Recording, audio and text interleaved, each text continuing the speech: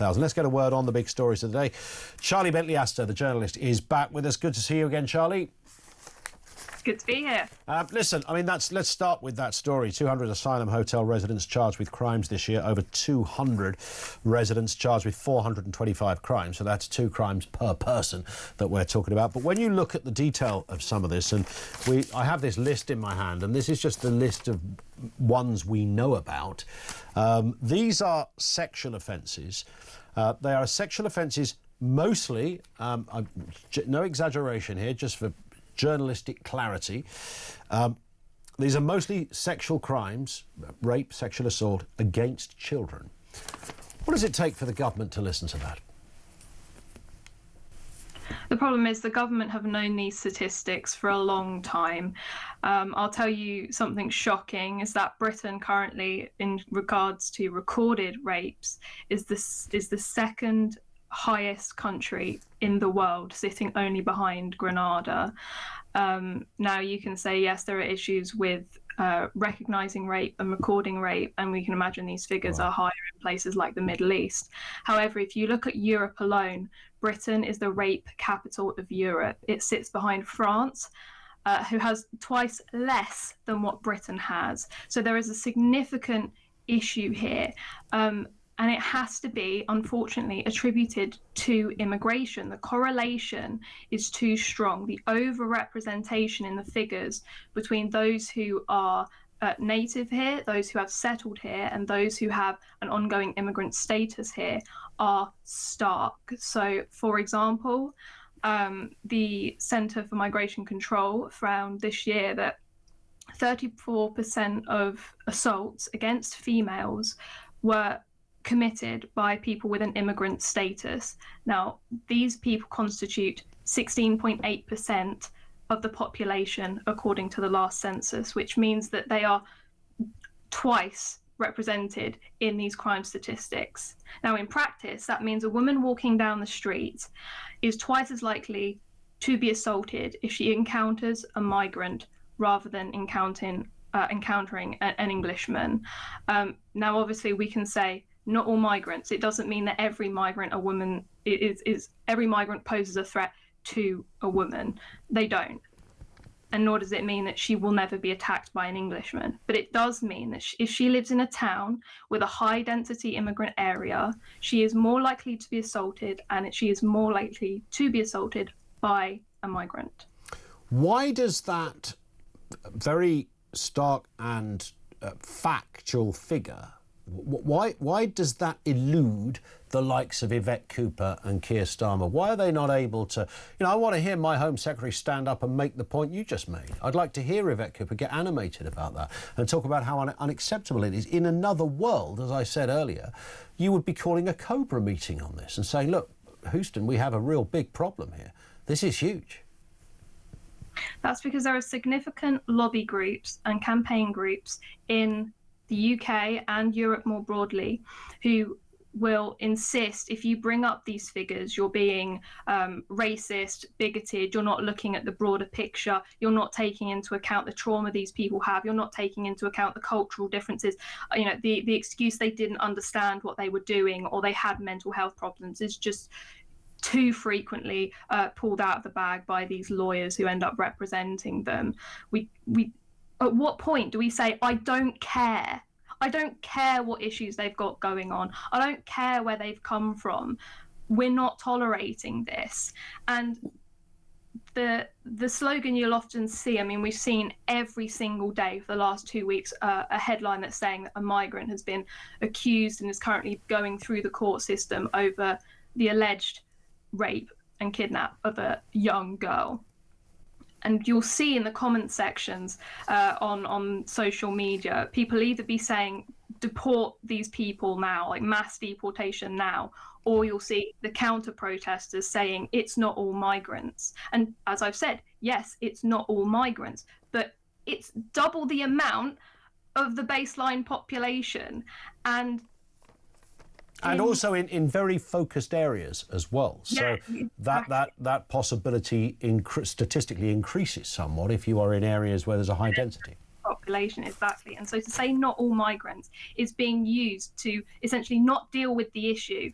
to go, well, it's just a few. It's a few. I don't care if it's a few. One is too many. The thing that is being lost is the understanding of what's happening in these girls' lives.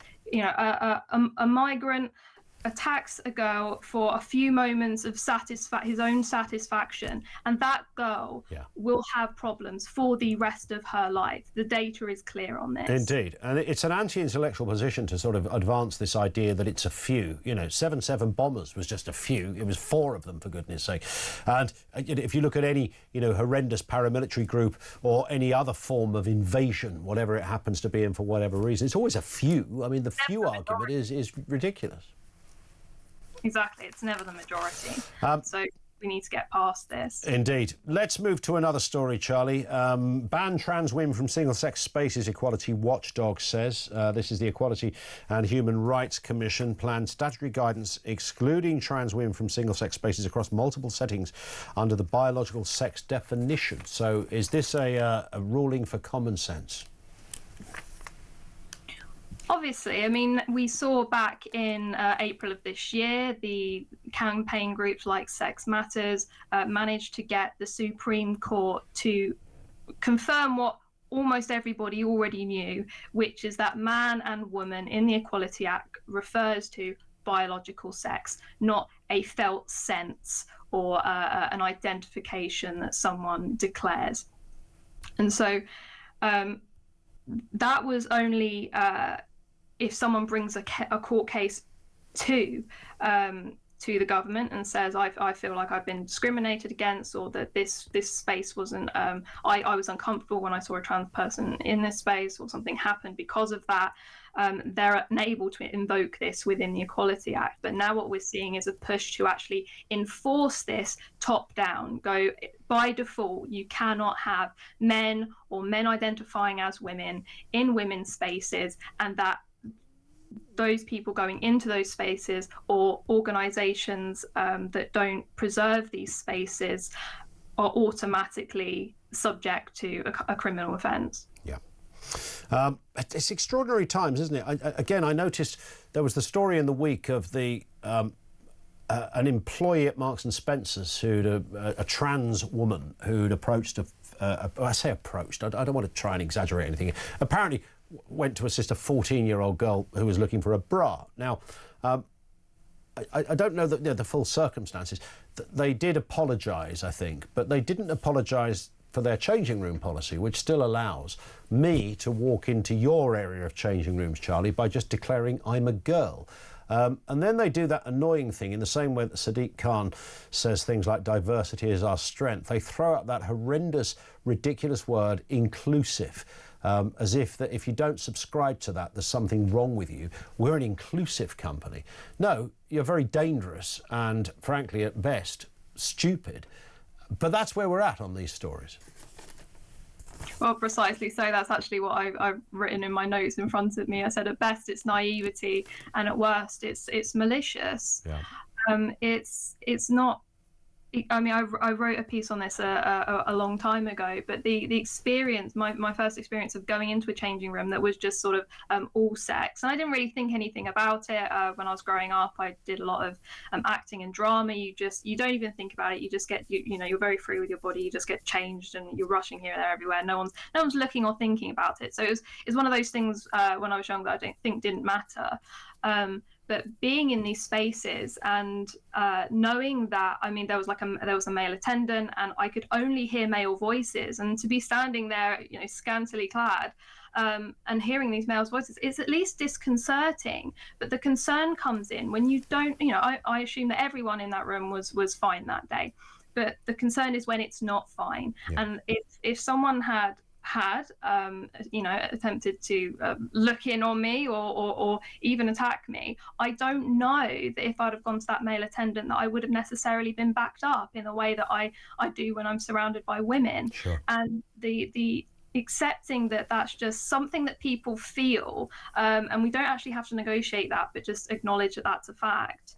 And again, it's not that trans people are forced into one space or forced into another space. There's where we've got all sorts of spaces now where you can have mixed changing, whether it be because you have children, or spaces where accommodate for all kinds of disabilities and mobility issues. It's not that people are going to be forced into one space or another. It just says that at least for these two spaces, these are the separate sex.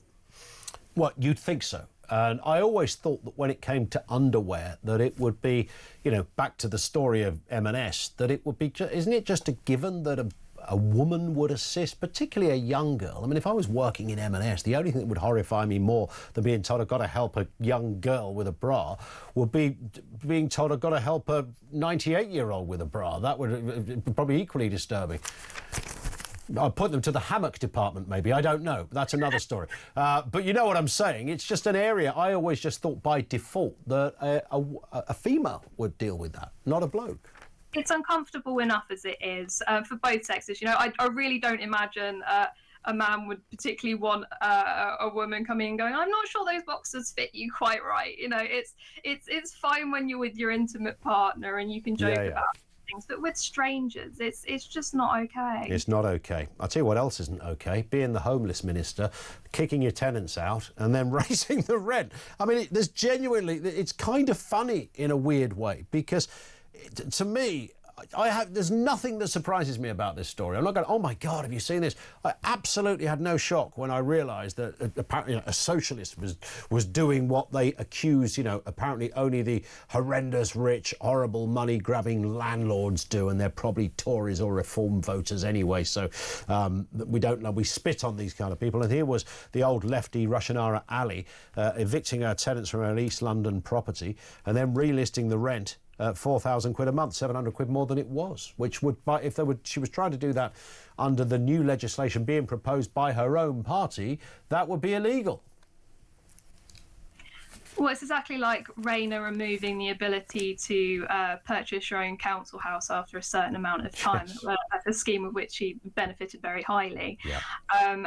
And you and I talked about this last week, actually, the issue that landlords are facing, that actually inflation is rising a lot quicker and impacting upon mortgages and mortgage rates, which means that the amount that they're requesting off of their tenants actually doesn't cover their monthly repayments, and so they're then having to make up the shortfall. So it makes unfortunate sense for landlords to either sell up or evict their tenants so that they can up the rent to the level that would actually cover the repayments. Of course, this is not fair on anyone who's in rented, and it's not really fair on landlords. They don't want to be doing, they want to have a house with a stable tenant. The inflation, the tax is not conducive to anyone in this situation. But as you said, there is an irony to it, that this minister is trying to sort of get herself over the line before the legislation is, and it's just another example of do as I say and not as I do. Spot on. On that point, Charlie, great to have you on. Have a cracking weekend. The weather's going to be glorious, apparently. Charlie Bentley-Astor, the journalist and commentator with us on the programme. If you want